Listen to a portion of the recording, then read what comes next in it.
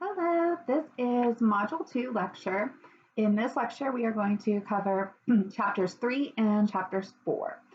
So starting with chapter 3, this chapter talks about all of the different types of drugs and how it affects your body.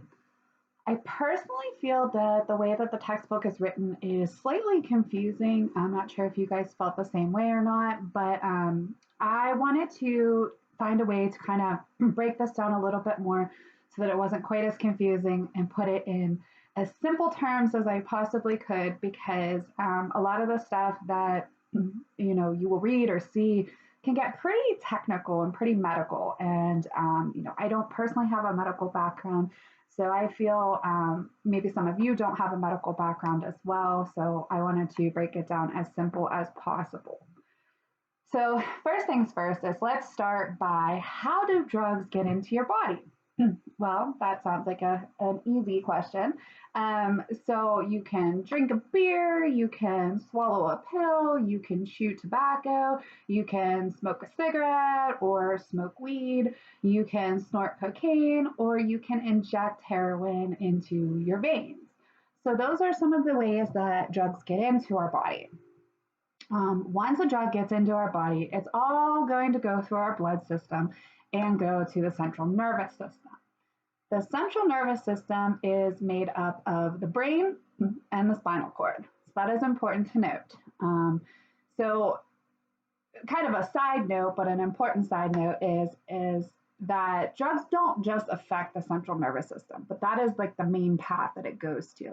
They can affect your liver, they can affect your kidneys, they can affect all kinds of other different parts of your body. But what is important to note too is that the main area that it targets is the central nervous system. And when it gets to the central nervous system, or the brain, it's causing the release of neurotransmitters. And to break that down into a simple term, it's the things that make you feel good. So why do people use drugs? They want to feel good, and it's releasing those neurotransmitters that are making you feel good. So it's giving you that sense of euphoria or that sense of pleasure, and possibly taking away pain. So that is what is happening once you consume a drug and what is going on in your central nervous system. Drugs are metabolized into other chemicals in the body, or they are expelled by waste, so through urine. Another thing to help make you guys aware of is what is a drug? What actually classifies a drug? A drug is any substance that affects physical or mental functioning of a living organism. So if it affects you physically or mentally, it is a drug. And another thing to kind of help define that definition a little bit more for you, a drug is a substance that is being taken for something other than its intended purpose. So the drug is being taken not for treatment or prevention of something. I feel like that kind of helps too. A drug is, as far as what we are discussing, a drug is being misused, or a substance is being misused. I also wanted to make note that you guys will see a drugs PowerPoint. I feel that this breaks it down a little bit easier for you guys. I'm not going to take the time to go through all the drugs here in this lecture. I feel that you guys could read through that and kind of get a general understanding of what drugs are out there and what categories they fall into and what do they do to a person. Like what are their effects after you use a drug. So definitely make sure you take a look at that PowerPoint. Another thing that is important to note, so now that we know what type of drugs or what are drugs and what different type of drugs there is something that you need to know that is called tolerance. Tolerance is when you are using more and more of a substance to get that desired effect. So you need to take more so that you can feel good, that you want more release of those neurotransmitters. So tolerance is definitely an important part of addiction and understanding the use of substances. So I wanted to make sure that you guys at least get that part out of the chapter. This is not required in this class or in the textbook, but I wanted to kind of share something with you guys that I used to share with my clients when I was doing treatment. A drug that is, not technically in this book, and you won't be quizzed on it or anything like that, but I don't know if you've heard of it, is called Crocodile. Very similar to crocodile. This drug is so just it has nasty effects to it. This drug originated in Russia and it was brought over to the United States.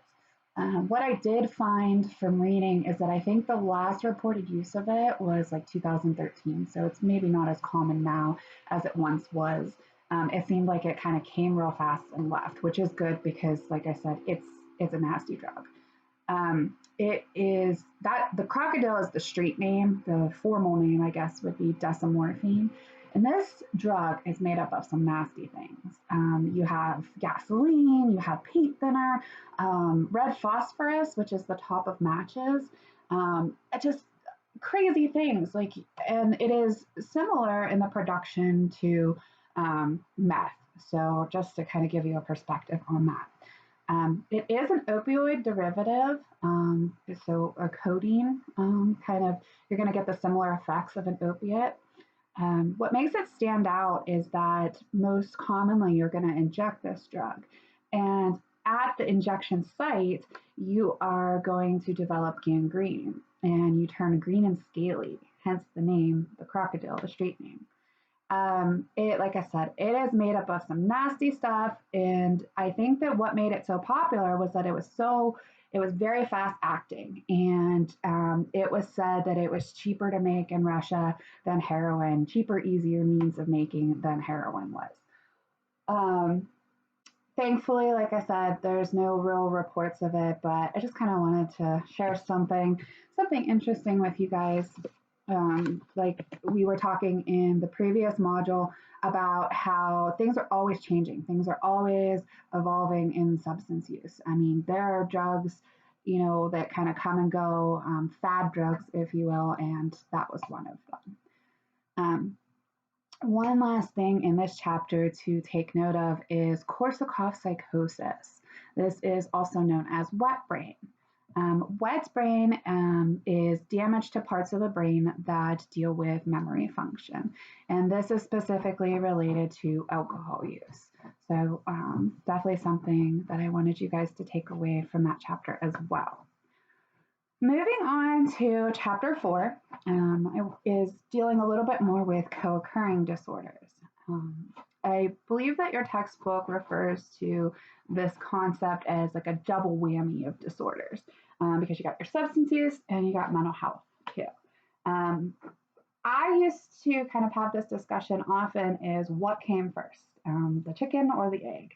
So when you have a client and they present with both substance use disorder and also with a mental health disorder, what came first? Was it because they started using drugs and then the drugs affected the chemicals in their brain and now they have a mental disorder? Or were they using drugs to cope with their mental disorder?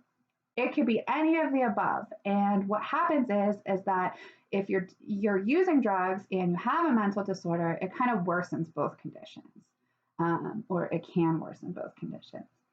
Later on, your textbook references that 36% of adults with substance use disorders actually have a behavioral health diagnosis. So a lot of times these two go hand in hand, which is why it's important that we do talk about it. Some of the common mental health diagnoses that you will find that tend to use substances are going to be bipolar disorder, post-traumatic stress disorder, schizophrenia is a common one, and then your anxiety and your depression, which are generally more common. In your textbook on page 173, it references the stage-wise treatment. I wanted to just go over this briefly, but it is important to kind of note there are 4 steps or processes to this treatment. The engagement, and that is where a person has little to no insight that they have a problem with substances, and they're not aware of the consequences of their substance use. The next stage or part would be persuasion. This is a stage where they have no motivation to change. They're, maybe they know there's a problem, but they're not motivated. They don't want to take that initiative to do it. The next part would be active treatment. They have identified that substance use is interfering with their lives in some way, shape, or form. So they're aware of it and they're doing something about it. And then the last part is relapse prevention. In relapse prevention, this is where a person is abstinent and they're doing things that are healthy to maintain their abstinence. So that was just a brief rundown of the stage-wise treatment. And then the last part of this chapter talks about people with disabilities and the different barriers that people with disabilities face as far as getting involved in treatment. One of those major barriers is accessibility for people with disabilities. So that is important to note. And some of the risk factors that people with disabilities have might include pain from whatever their disability is, or social isolation, being, kind of not around as many people, or maybe they don't have the ability to go out and do things that maybe they once were, or that their disability, doesn't allow them to do. And then another one would be unemployment. Unfortunately, the unemployment is a big one, as a big risk factor all the way around, especially nowadays. And I think people with disabilities, if they're not working, it can, make them feel harder on themselves because they're not working or not providing or not able to do those things. So those are some important risk factors that I want you to take away from this chapter. That is your Module 2 lecture, kind of just general overview in a nutshell. All right, thank you.